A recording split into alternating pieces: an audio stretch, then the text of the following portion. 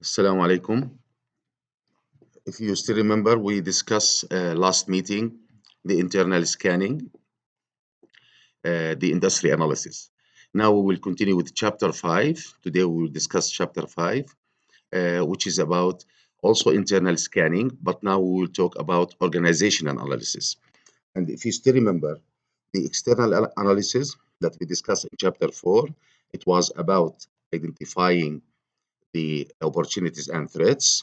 But of course, in this chapter, we will be after identifying the strength and weaknesses through, of course, analyzing the internal environment.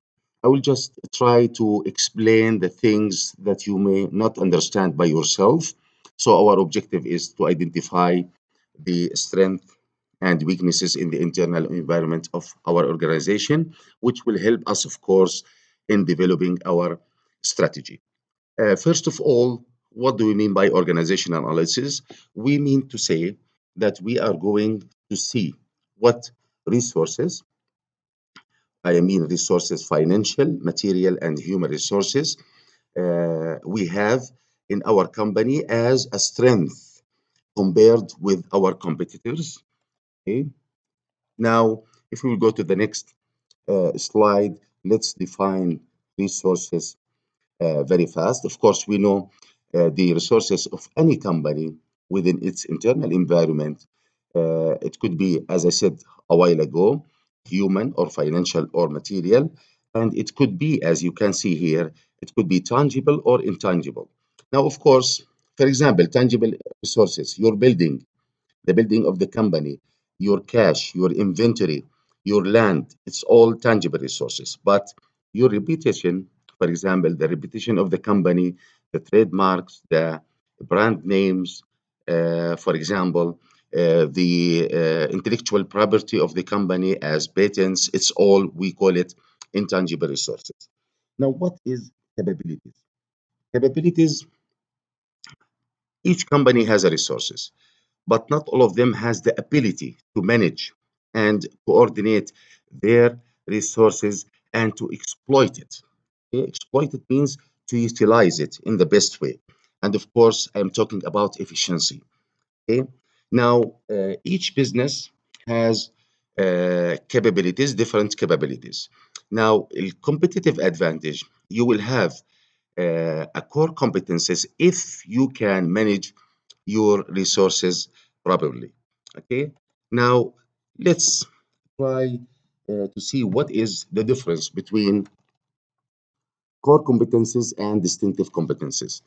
Now, the core competences, it's all that the company have in comparing to their competitors, and it is about all the it is spread about throughout all the organization.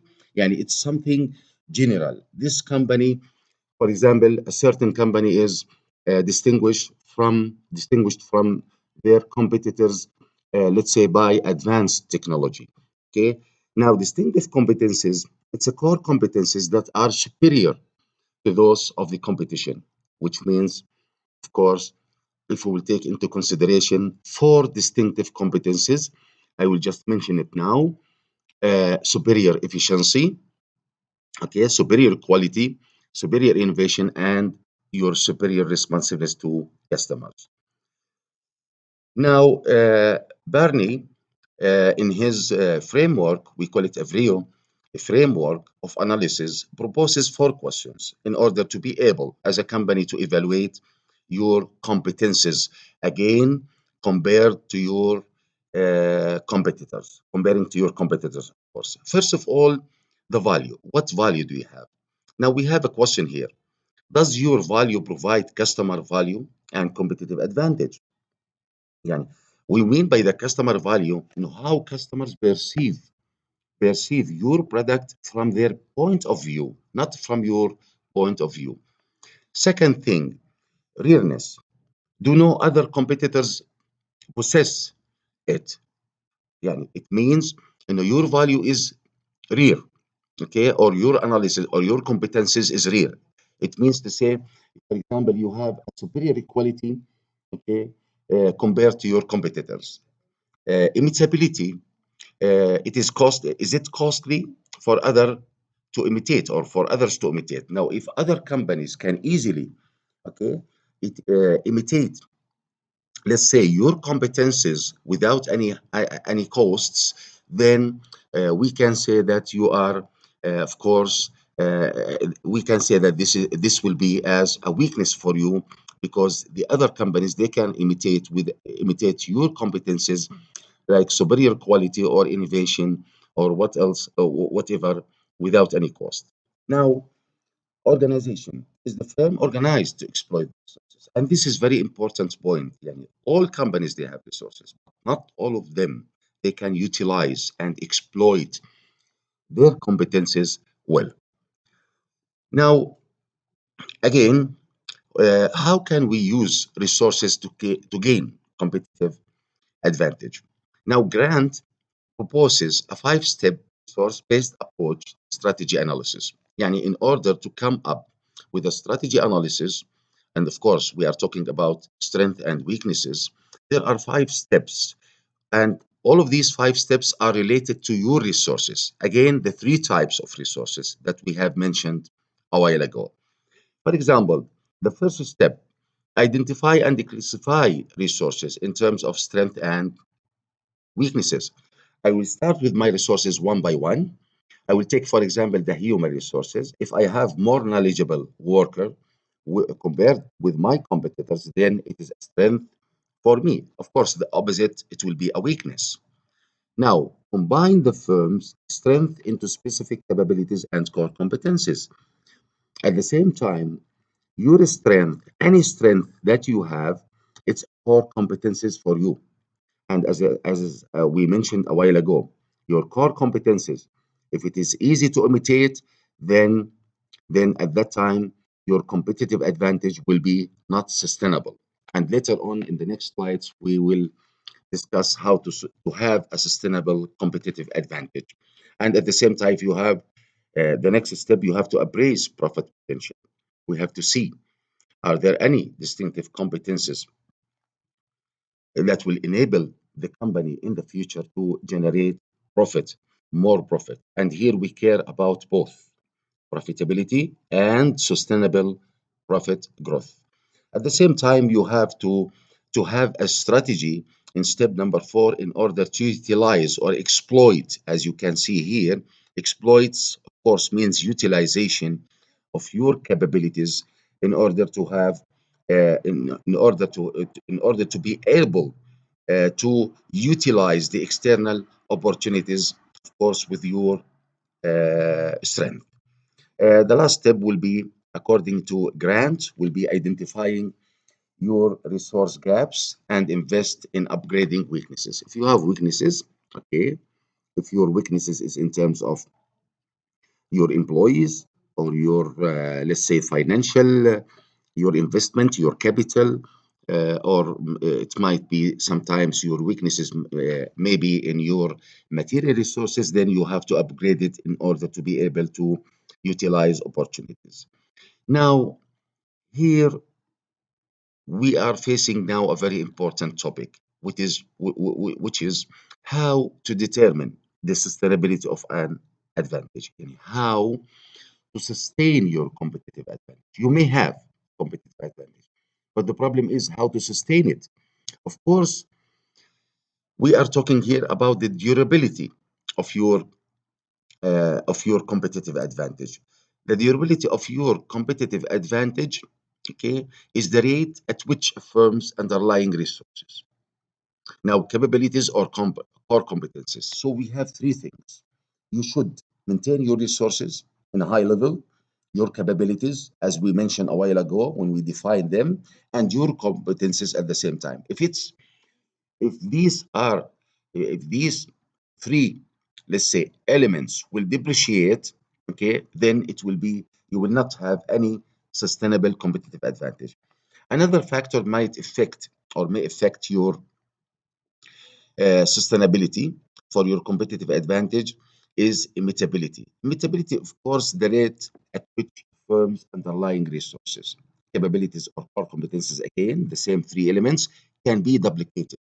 If your resources, capabilities, or core competencies can be duplicated easily by your competitors, then you will never have a sustainable competitive advantage. Transparency also is very important, in which, as we define it, and here what I want from you is to differentiate between these terms. These terms are very important. Now, for example, transparency now, the speed at which other firms, under the relationship of resources and capabilities, support a successful strategy. Okay?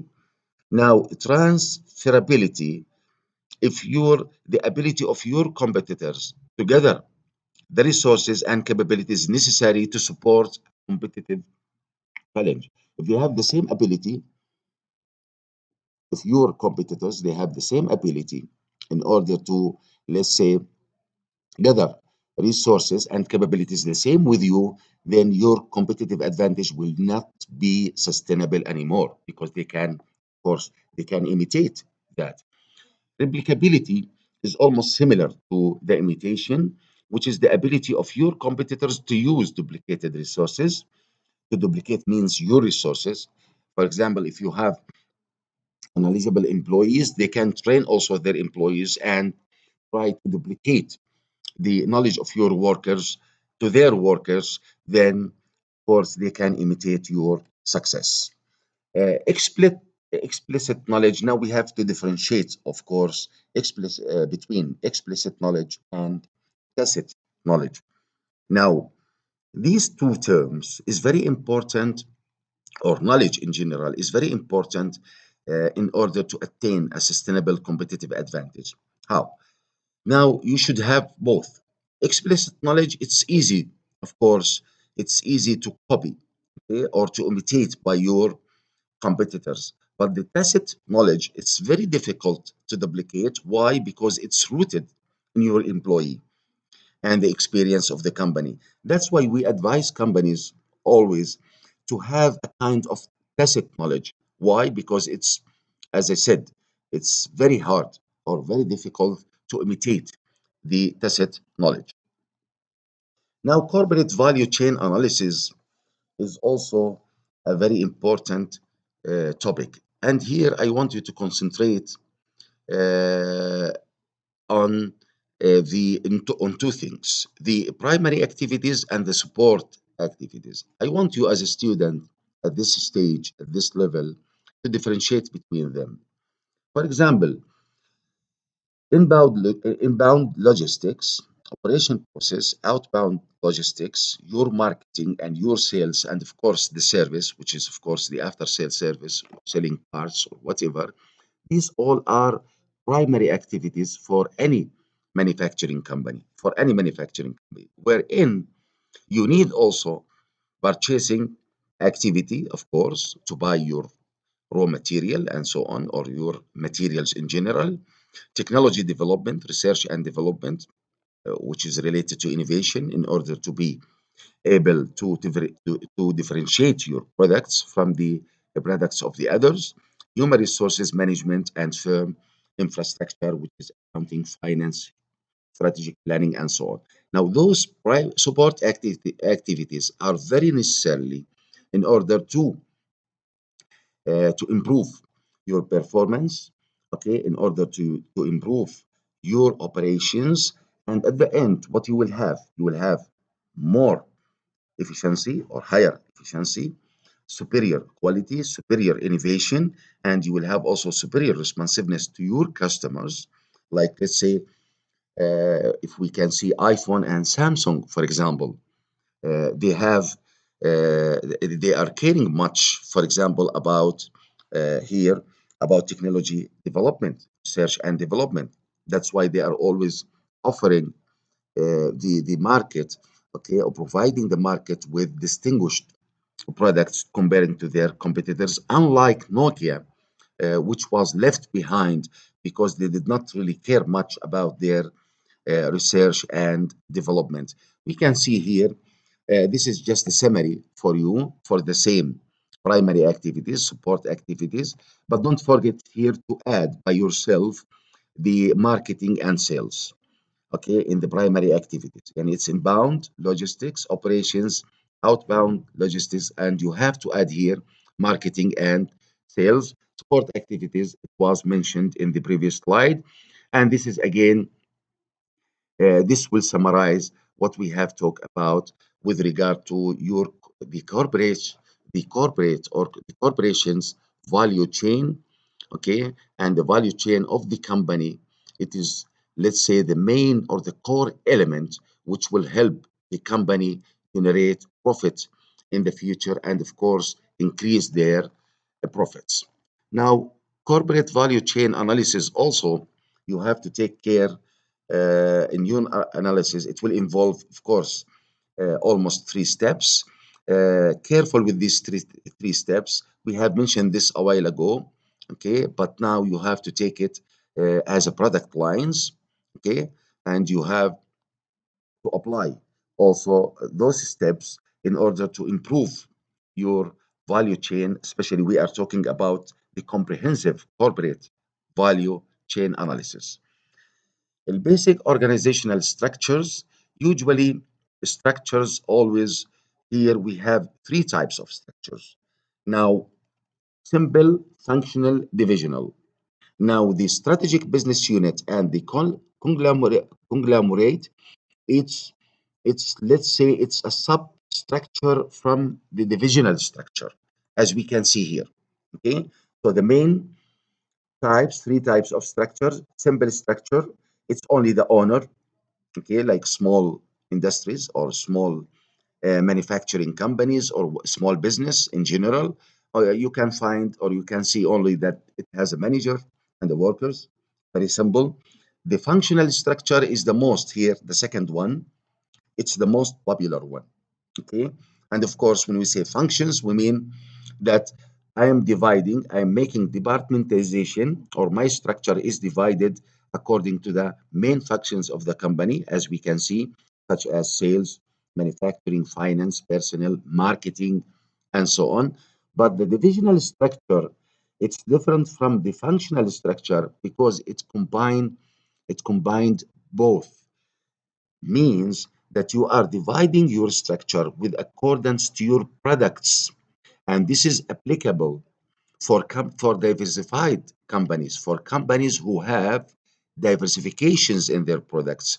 As you can see, product A, it has its own, let's say, sub-functional structure, and product B, on the other hand, have also its own product or functional or substructure in terms of its functions.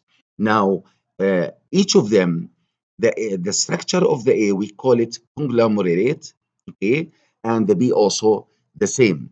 Or we can call that product division A is a business unit one, let's say, and product division B, it's almost a business unit 2 or business unit B.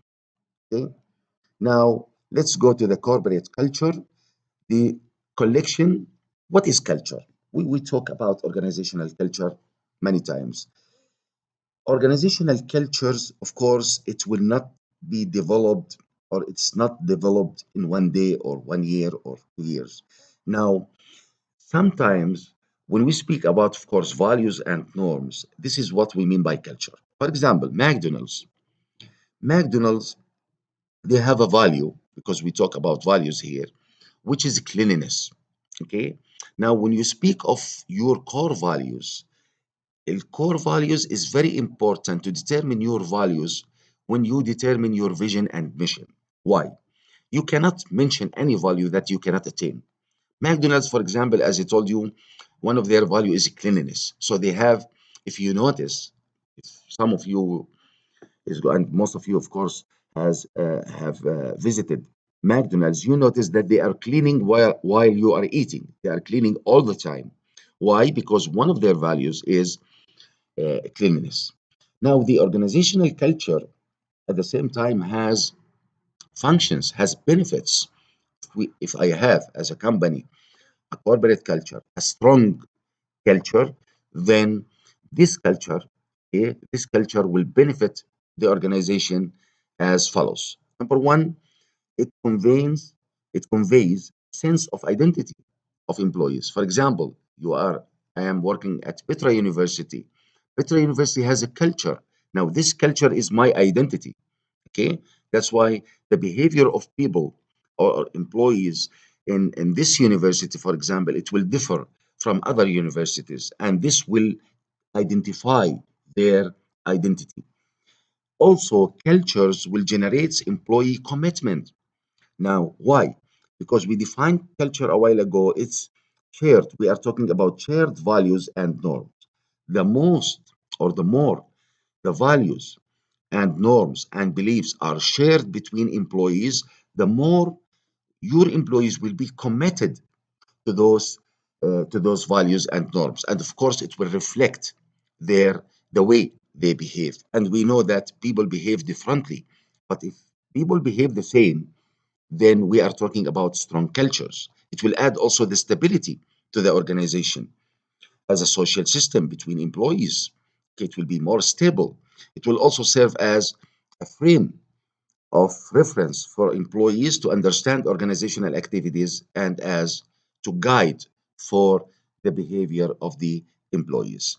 And this end our class for today. We will continue next meeting, okay, with the strategic marketing issues. See you. Thank you very much. I hope you will read the materials and you can ask any question, okay, through the Blackboard. Thank you very much.